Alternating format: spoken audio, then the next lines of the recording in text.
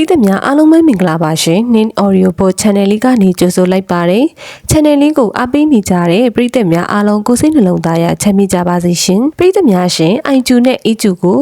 ကွက်ပြပြသိကြပြီလားမသိသေးဘူးဆိုရင်တော့ဒီ Audio Book လေးကိုအဆုံးထိနားဆင်လိုက်တော့ဒီတစ်ခေါက်တင်ဆက်ပေးမှာကတော့ဇယာလင်းထက်ရဲ့ပညာရေးစရုပ်လူသားတွေရဲ့မနှက်ဖြန်ဆိုတဲ့ဆောင်းပါးတွေကမှအိုင်ကျူမှသည်အေကျူစီတို့ဆိုတဲ့ဆောင်းပါးကလေးကိုတင်ဆက်ပေးကြပါတယ်ခေတ်သစ်ပညာရေးမှာဉာဏ်ရည်နဲ့ပတ်သက်ပြီးဖွံ့ဖြိုးမှုပုံစံ၅မျိုးကိုဦးတည်ဖို့တင်ပြထားတဲ့အယူဆတချို့ရှိပါတယ်။ဉာဏ်ရည်ကိုအိုင်ကျူ၊ အီကျူ၊ပီကျူ၊စီကျူ၊အက်ကျူဆိုပြီး၅မျိုးခွဲခြားပြထားတာဖြစ်ပါတယ်။အိုင်ကျူကို intelligent quotient ဉာဏ်ရည်ပြကိန်းလို့ဘာသာပြန်ပါတယ်။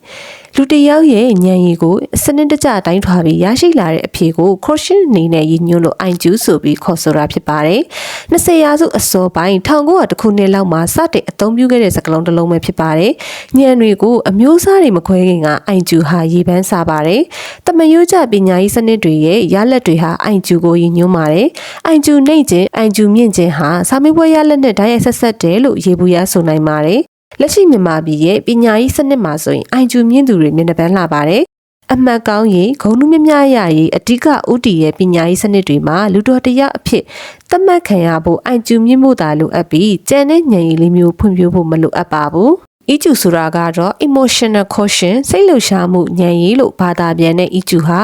quotient အချိုးနဲ့တွက်ချက်ပြဖို့ခက်ခဲတဲ့အတွက် emotional intelligence EI လို့လည်းခေါ်ကြပါတယ်စိတ်လှုပ်ရှားမှုဉာဏ်ရည်ကိုအတိတ်ပဲဖွင့်ဆိုမှုတွေကတော့ကျက်ပြတ်ပါတယ်အီကျူကိုနံပါတ်1အနေနဲ့မိမိကိုယ်ပိုင်စိတ်လှုပ်ရှားမှုများကိုနားလည်ခြင်းတပါးသူတွေရဲ့ခံစားမှုကိုစာနာတတ်ခြင်းမိမိစိတ်လှုပ်ရှားမှုကိုထိန်းချုပ်တတ်ခြင်းနံပါတ်2အခြေအနေနဲ့လိုက်လျောညီထွေစာခံစားတုံ့ပြန်ခြင်းတပါးသူတွေရဲ့ခံစားချက်တွေကိုနားလည်ခြင်းထပ်တူခံစားပေးနိုင်ခြင်းစသည်ဖြင့်ဖွင့်ဆိုကြပါတယ်။အေးကျူမြင့်နေဆိုရမှာမိမိစိတ်မိမိခံစားမှုကိုသိရှိနားလည်တယ်လို့ကိုယ်နဲ့ထိတွေ့ဆက်ဆံရသူတွေရဲ့စိတ်ခံစားမှုကိုနားလည်နိုင်စွမ်းရှိခြင်းကိုခေါ်တာပါပဲ။စိတ်ပညာရဲ့မှာစိတ်ထက်ခြင်း empathy ဆိုတာရှိပါတယ်။တခြားသူတူခံစားသလိုထပ်တူထက်မြခံစားရခြင်းမျိုးကိုရည်ညွှန်းပါတယ်။ဒါကြောင့်အီကျူဟာကိုချင်းစာတရားနဲ့ဓာတ်ရိုက်ဆက်ဆက်မှုရှိတယ်လို့ဆိုနိုင်ပါတယ်။အိုင်ကျူဟာအုံနောက်ကိုရည်ညွှန်းနေဆိုရင်အီကျူဟာနှလုံးသားရဲ့ရည်ညွှန်းချက်ဖြစ်ပါတယ်။ပူပေါင်းဆောင်ရွက်ခြင်းမပြုတတ်သူတကူကောင်းဆန်သူလူအများနဲ့ဆက်ဆံရေးမပြေပြစ်သူ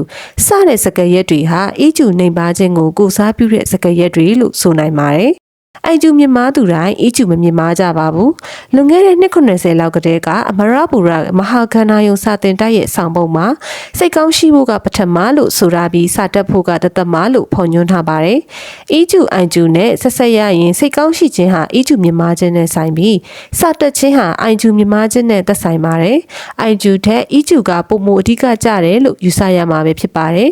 ပညာပြေဝနှလုံးလှတော်ဆိုတဲ့စကားရပ်ဟာအိုင်ကျူရောအီကျူပါမြင်မာခြင်းကိုရည်ညွှန်းပါတယ်ပီကျူဆိုတာကတော့ physical quotient physical development ကာယဆိုင်ရာဖွံ့ဖြိုးတိုးတက်မှုကိုဆိုလိုတာပါအကစားဆိုင်ရာအသိဉာဏ်သို့မဟုတ်ခန္ဓာကိုယ်ရည်လျားမှုဆိုင်ရာအသိဉာဏ်လို့လည်းတနည်းဆိုနိုင်ပါတယ်လက်ရှိပညာရေးစနစ်ဟာအမှန်ကောင်းရေးဂုဏ်ထူးထရေးသာဥတည်တဲ့စနစ်ဖြစ်တဲ့အတွက်ကျောင်းမှာစာတော်ဖို့ကိုမိဘတွေရောဆရာဆရာမတွေကပါအစွမ်းကုန်တိုက်တွန်းကြပါတယ်အကစားလုပ်ဖို့ပြင်ပစာပေဗဟုသုတလိုက်စားဖို့အပ်ပြီးတဲ့မိဘဆရာဟာအတော့ကိုနေပါပါတယ်တသမီးတွေအပေါင်းအသင်းများတာပေါင်းသင်းဆက်ဆံရေးမှာအာယုံစိုက်ခြင်းကိုလည်းလိုက်လံပိတ်ပင်လေးရှိကြပါတယ်ပီကျူသို့မဟုတ်ခန္ဓာကိုယ်ရည်လျားမှုဆိုင်ရာအသိဉာဏ်မြင့်မားရေးအတွက်လေ့ကျင့်ပေးခြင်းဟာပညာရေးရဲ့အနှစ်သာရတည်းဆိုတာကိုမေ့လျော့နေကြပါတယ်ပညာသင်ယူခြင်းရဲ့နောက်ဆုံးပန်းတိုင်ဟာကြမ်းကြမ်းမာမာချမ်းချမ်းသာသာနေနိုင်ရေးဖြစ်ပါတယ်စိတ်ချမ်းသာခြင်းကိုယ်ဤကျန်းမာခြင်းနဲ့ပြည့်စုံမှုဖြစ်ပါတယ်ခန္ဓာကိုယ်လျားမှုဆိုင်ရာအသိဉာဏ်ဟာလူသားတိုင်းမွေးကလေးကအတိုင်းအတာတစ်ခုထိပါလာပြီးဖြစ်ပါတယ်။ကျမတို့နေ့စဉ်ရွေလျားသွားလာနေကြတယ်ဆိုတာဒီအသိဉာဏ်ကြောင့်ပဲဖြစ်ပါတယ်။ခန္ဓာကိုယ်ရွေလျားမှုဆိုင်ရာအသိဉာဏ်ဖွံ့ဖြိုးဖို့အကစားတနည်းအားဖြင့်ကိုယ်ကာယချက်ခိုင်ရေးလေ့ကျင့်မှုဘာသာရပ်တွေကိုထည့်သွင်းပေးရပါတယ်။ကျောင်းတွေဟာဆိုင်ရာဝါသနာပါရဲ့အကစားနည်းတွေကိုကျောင်းသားကျောင်းသူတွေအတွက်စီစဉ်ဖန်တီးပေးဖို့လိုအပ်ပါတယ်။အကစားတူးကျွန်းသူအကစားသမားတွေမွေးထုတ်ဖို့ရည်ရွယ်ချက်မဟုတ်ပဲကျောင်းသားလူငယ်တွေရဲ့ဘဝတစ်ချောင်းလုံးမှာခန္ဓာကိုယ်ရည်လျားမှုတနည်းအားဖြင့်အကစားဆက်လက်လုပ်လို့စိတ်ကိုကျောင်းတွေကအလေးကျင့်လုပ် ပေးလိုက်ဖို့ပဲဖြစ်ပါတယ်။ဘဝတသက်တာကျန်းမာရေးလေ့ကျင့်ခန်းတွေဆက်လက်လှုပ်ဆောင်ကြမယ်ကျန်းမာကြံ့ခိုင်တဲ့နိုင်ငံသားတွေမွေးထုတ်ပေးဖို့ရာစာသင်ကျောင်းတွေမှာတာဝန်ရှိပါတယ်။ကျောင်းသားဘဝကလေးကကိုလက်လှုပ်ရှားမှုလုပ်တဲ့လေ့ကျင့်ခန်းကိုအလေးထားဖြစ်စေခြင်းဖြင့်တသက်တာကိုလက်လှုပ်ရှားအားကစားနည်းတစ်ခုခုလုပ်တဲ့လူသားတွေမွေးထုတ်ဖို့ရည်ရွယ်ရင်းဖြစ်ပါတယ်။ဒီပီဂျိုကဏ္ဍကိုစာသင်ကျောင်းတွေကဖြည့်ဆည်းပြီးနိုင်ရင်တိုင်းပြည်ရဲ့ကျန်းမာရေးကဏ္ဍမှာဝန်ထုတ်ဝန်ပိုးများစွာရောကြစေမှာဖြစ်ပါတယ်။စီကျူဆိုတာကတော့ cultural quotient ယဉ်ကျေးမှုဆိုင်ရာကွဲပြားခြားနားမှုကိုလက်ခံနိုင်နားလည်နိုင်စွမ်းတဲ့ဉာဏ်ရည်ဖြစ်ပါတယ်။စီကျူမြမားသူတယောက်ဟာမိရဲ့ယဉ်ကျေးမှုကိုမျက်နှိုးသလိုမတူညီတဲ့ယဉ်ကျေးမှုတွေကိုလည်းလေးစားတတ်ပါတယ်။စီကျူဟာမတူညီမှုကိုလက်ခံနိုင်စွမ်းရှိတဲ့ဉာဏ်ရည်လည်းဖြစ်ပါတယ်။မြန်မာနိုင်ငံသားတယောက်အနေနဲ့လက်နဲ့ထမင်းစားတဲ့အလေးထားရှိပေမဲ့တူနဲ့စားတဲ့တရုတ်လူမျိုးဇိုကရင်းနဲ့စားတဲ့အနောက်တိုင်းသားနိုင်ငံသားတွေရဲ့အလေးထားကိုလည်းနားလည်နိုင်စွမ်းရှိရပါမယ်။မတူကွဲပြားတဲ့တိုင်းရင်းသားလူမျိုးတွေစုပေါင်းနေထိုင်တဲ့မြန်မာနိုင်ငံလိုမျိုးမှာနိုင်ငံသားတွေရဲ့စီကျူမြန်မာရေးကိုအစာသင်ကျောင်းတွေကလေ့ကျင့်သင်ကြားပေးသင်ပါတယ်။ SQ ဆိုတာကတော့ Spiritual Intelligence ယုံကြည်ကိုးကွယ်မှုနဲ့ပတ်သက်တဲ့ဉာဏ်ရည်မျိုးဖြစ်ပါတယ်။မိမိရဲ့ယုံကြည်ကိုးကွယ်မှုကိုမျက်နှိုးတတ်တယ်လို့ကိုယ်နဲ့မတူညီတဲ့ယုံကြည်ကိုးကွယ်မှုတွေကိုလည်းအသိမှတ်ပြုတတ်ဖို့လိုတတ်ပါတယ်။အစွန်းတရားတွေကိုခြောက်ခြားနိုင်စွမ်းရှိတဲ့ဉာဏ်ရည်မျိုးပဲဖြစ်ပါတယ်။